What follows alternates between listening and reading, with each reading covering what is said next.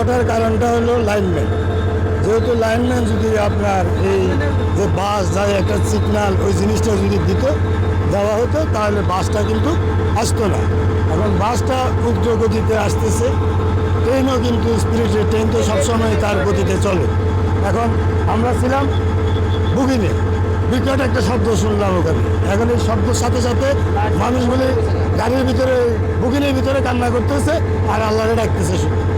এরকম করতে করতে কিছুক্ষণ পরে বলে বুকিংয়ের ভিতরে আগুনের ছিটকার মতো আগুন বাইরে।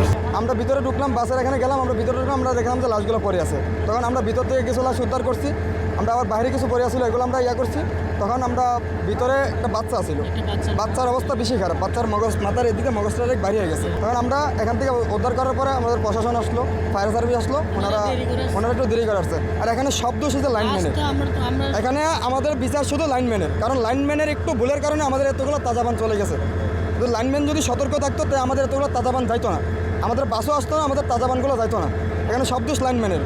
আমাদের বাংলাদেশ রেলের মন্ত্রীর কাছে আমাদের এতটুকু দাবি যে বাংলাদেশে যতগুলো লাইনম্যান আছে সবগুলোরই বিচার আওতায় নেওয়া হবে। কারণ এখানে যে লাইনম্যানগুলো যে অবহেলার কারণে এত বড় দুর্ঘটনা ঘটছে, প্রায় সময় লাইনম্যানের অবহেলার কারণে ট্রেন বাস মারি দেয়, অথবা সেনজি মারি দেয়, অথবা হাইস মারি দেয়, অথবা বাস মারি দেয়। কারণ লাইনম্যানের বিচার আওতায় আনতে হবে। এ জায়গায় যে লাইনম্যান আসছিল ওনার বিচার চাই আমরা, এতটুকু। আমি ট্রেনে যাচ্ছিলাম, জি জি, চট্টগ্রাম থেকে আসছি, ঢাকা যাবো। Mail train. আচ্ছা আচ্ছা, আপনার ছবি দেখার মতো কতজন আহত হয়েছে বা নিহত হয়েছে? আসলে আমরা একটু নামতে হচ্ছে তাড়াহুড়ো তো নিয়ে গেছে।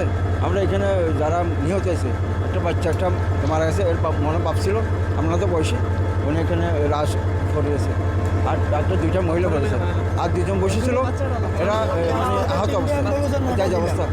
একটা মনে হয় 12 বছর যে একটা মেয়ে হবে, উনি মনে করেন কাঁপতেছে আর কি, উনি এখানে মাসে যাচ্তেছিল, ওরকম দেখছিলাম। অ্যাক্সিডেন্ট করার মধ্যে ওইখান থেকেই এই সার্ভিস করতে করতে আমরা 3 জন প্রথমে ডেড বডি পাই। 3 জন ডেড বডির মধ্যে 2 জন পুরুষ, 1 জন মহিলা। কিন্তু আমরা আসার আগে স্থানীয় পুলিশ এবং লোকজন মিলে আরও 4 জন ডেড বডি পাইছে শুনছি। এগুলো মোট 7 জন কি ডেড বডি হাসপাতালের উদ্দেশ্যে চলে গেছে। এবং প্রথমার্ধে আমরা 3 জন আহত পাইছিলাম ডানা বামে। এখন লাস্টে 2 পাশে আবার সার্ভে করে আরেকজন আহত ব্যক্তির সন্ধান পাই। এই আহত ব্যক্তি পার্শ্ববর্তী আবাসিক ঘরে অবস্থান করছিল, তার এখন যন্ত্রণা পাইছে, সংবাদ পাইছে, ওইটাকে নিয়ে আবার এখন শেষ প্রান্তে আবার হাসপাতালে পাঠাইছে। তার মানে 4 জন আমরা আহত পেয়েছি, মোট 7 জন নিহত সংবাদ আমাদের হাতে আছে।